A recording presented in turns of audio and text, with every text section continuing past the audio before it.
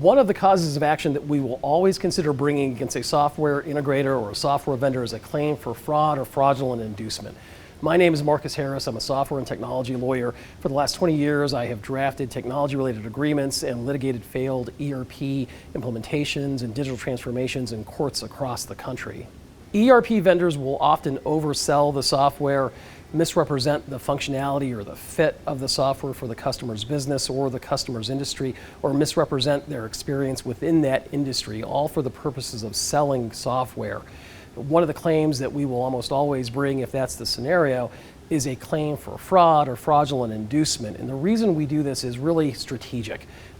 In our experience drafting and negotiating technology-related agreements, vendors do a very good job of minimizing the risk profile in the event of litigation. They limit their liability. They limit the remedies that they need to provide in the event of a breach of that agreement.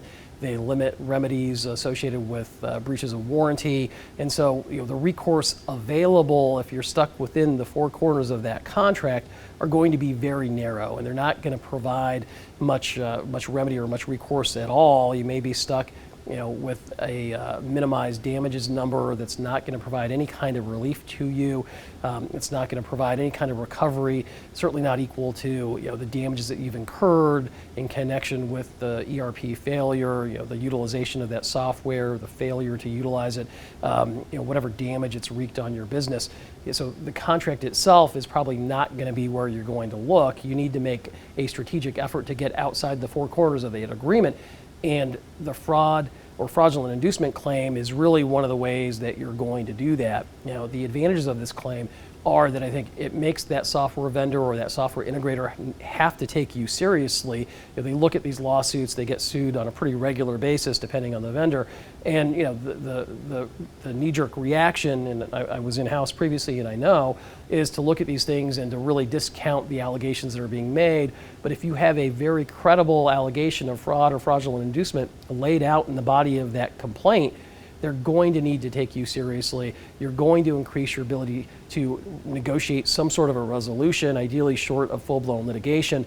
And so it's really going to serve you well. Now, make no mistake about it, that is not to suggest that pleading or even proving a cause of action for fraud or fraudulent inducement is an easy road to go down. It just isn't. There's a heightened pleading standard associated with fraud and fraudulent inducement. You have to make sure that you're pleading it correctly. You need to have the who, the what, the where, the when, all listed out in that complaint. It's not enough to say that they promised that the software was going to work a certain way. You need to actually detail what the nature of the representation or the misrepresentation was.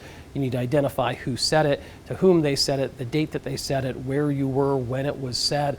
All of these things need to be detailed with a high level of particularity in that complaint, because if you don't do it, it's going to be subject to a motion to dismiss or vulnerable to a motion to dismiss, and that's not going to get you anywhere.